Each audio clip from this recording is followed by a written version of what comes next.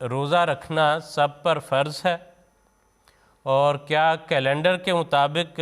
جب ماہ رمضان ہو اسی وقت ضروری ہے، یا حالات اور مجبوری کے پیش نظر اس کو کسی اور مہینے میں بھی شفٹ کیا جا سکتا ہے؟ کیونکہ پوچھنے والے یا بات کرنے والے یہ کہتے ہیں کہ دین تو آسانی چاہتا ہے، تنگی نہیں چاہتا۔ تو جیسے حالات ہیں اس وقت بیماری کے یا وبا کے، تو کیوں اس کو ہم کسی اور جگہ پر نہیں لے جاتے، کسی اور وقت میں، کسی اور مہینے میں روزے رکھ لیے جائیں؟ جی خان صاحب پلیز۔ جی بسم اللہ الرحمن الرحیم۔ جو سوال آپ نے دریافت فرمایا ہے، اگر ہم غور کریں تو اس سوال کے سارے پہلو اللہ تعالیٰ کے فضل سے قرآن کریم سے ہی ہمیں معلوم ہو جاتے ہیں۔ چنانچہ جہاں پر قرآن کریم نے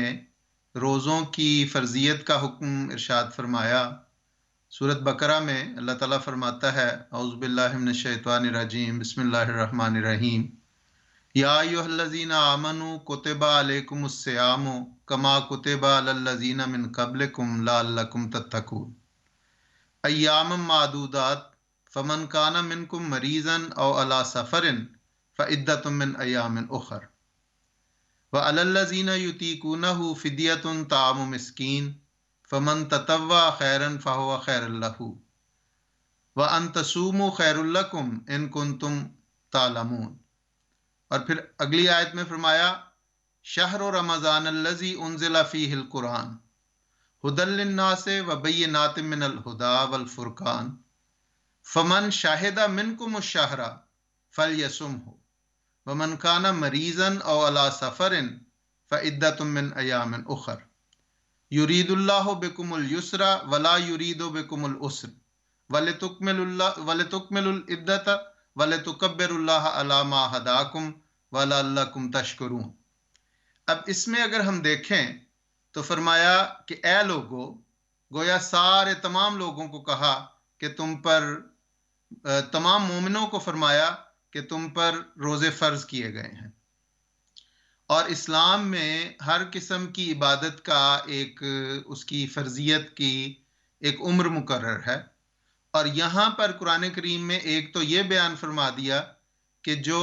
مسافر ہے یا مریض ہے وہ روزے نہ رکھے، اس کے لیے الگ ہدایت دے دی۔ گویا یہ فرمایا کہ جو مقیم ہے اور وہ صحت مند ہے، اور ساتھ یہ چونکہ روزوں کی فرضیت عام طور پہ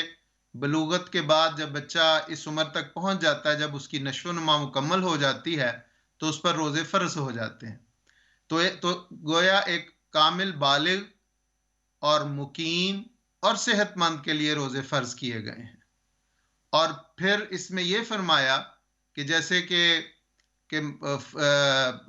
فمن شاہد منکم الشہر فلیصم، جو اپنی زندگی میں اس مہینے یعنی رمضان کو پائے وہ اس میں ضرور روزے رکھے۔ ہاں اگر کوئی مجبوری ہو جائے، کوئی سفر آ جائے،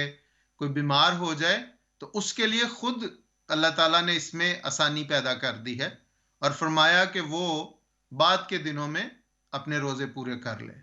گویا نہ یہ سختی کی کہ چاہے وہ بیمار ہے، چاہے وہ مسافر ہے، تو تب بھی وہ رمضان میں ہی روزے رکھے۔ تو خود ہی جو شارع ہے اللہ تعالیٰ، حضور صلی اللہ علیہ وسلم نے بھی اس کی وضاحت فرمائی، اور بعد میں روزے رکھنے کا حضور صلی اللہ علیہ وسلم نے، قرآن کریم نے یہ ارشاد فرما دیا۔ تو یہاں پہ یہ کہنا، اور جہاں تک اس بات کا تعلق ہے کہ دین تو آسانی کا نام ہے، تو اس کا قطعاً یہ مطلب نہیں ہے۔ حضور صلی اللہ علیہ وسلم نے فرمایا کہ یسروا ولا تعسروا، فرمایا دین و یسرن، بالکل ٹھیک ہے، دین آسانی کا نام ہے، دین میں آسانیاں پیدا کرنی چاہیے، تنگیاں پیدا نہیں کرنی چاہیے۔ اسی لیے تو ان تمام احکامات میں یہ بیان فرما دیا کہ تمہارے لیے آسانی یہ اللہ تعالیٰ فرما رہا ہے کہ جو مریض ہو جائے یا مسافر ہو جائے وہ بعد میں اپنے روزے پورے کر لے، کوئی تنگی نہیں ہے۔ اور یہ جس طرح آپ نے فرمایا کہ کرونا کی وجہ سے اگر کوئی، جس طرح حضرت صاحب نے گزشتہ اپنے خطبے میں بڑی تفصیل کے ساتھ اور بڑی وضاحت کے ساتھ اس مضمون کو بھی بیان فرمایا کہ صرف ہیلے بہانے نہیں ہونے چاہیے کہ گلا خشک ہو رہا ہے اور کرونا کے لیے وہ بڑا خطرناک ہے تو اس لیے روزے چھوڑ دیے جائیں. اگر کوئی ایسا مریض ہے جس کو ڈاکٹر کہتا ہے کہ ہاں تمہارے لیے مضر ہیں تو پھر وہ اس وقت چھوڑ دے، اور جس طرح قرآن کریم نے فرمایا بعد میں رکھ لے. لیکن مہینوں کو بدل دینا یہ قرآن کریم یا اسلام کی شان نہیں ہے، بلکہ زمانے جاہلیت میں وہ مہینوں کو اپنے مفاد اور اپنے مقصد کے لیے عدل بدل دیا کرتے تھے، اور اس کو وہ نسی کہتے تھے، اور قرآن کریم نے اس کی حرمت فرمائی اور فرمایا کہ جو مہینے جہاں جہاں پہ ہیں وہیں پہ رہنے دیے جائیں. تو اس لیے بس خلاصہ یہ کہ خود قرآن کریم نے آسانی پیدا کر دی ہے اور یہ ہدایت دی ہے کہ جن پر روزے فرض ہیں اگر وہ ان شرائط کو پورا کرتے ہیں تو وہ اسی مہینے میں روزے رکھیں. ہاں اگر وہ ان شرائط میں سے کوئی ان میں کمی ہوتی ہے تو پھر بعد میں وہ پورا کر سکتے ہیں، بعد کے پورے 11 مہینوں میں وہ کسی وقت بھی رکھ سکتے ہیں. اور جس طرح فرمایا کہ جو نہیں رکھتا بیمار ہونے کی وجہ سے، مریض ہونے کی وجہ سے یا کوئی اور مجبوری ہے تو پھر وہ فدیہ دے دے. اور وہ گویا جس طرح حضرت مسیح موعود علیہ الصلوۃ والسلام نے فرمایا کہ فدیہ دراصل اس لیے بھی ہے کہ تا آئندہ اسے توفیق ملے. تو اس لحاظ سے فدیہ دے کے یہ بھی تصور نہیں ہونا چاہیے کہ اب جب انسان صحت مند ہو جائے یا سفر ختم ہو جائے تو وہ روزے نہ رکھے، بلکہ فدیہ اپنا ایک مقام رکھتا ہے اور روزوں کو پورا کرنا اپنا ایک لا مقام. الہ الا اللہ محمد رسول اللہ.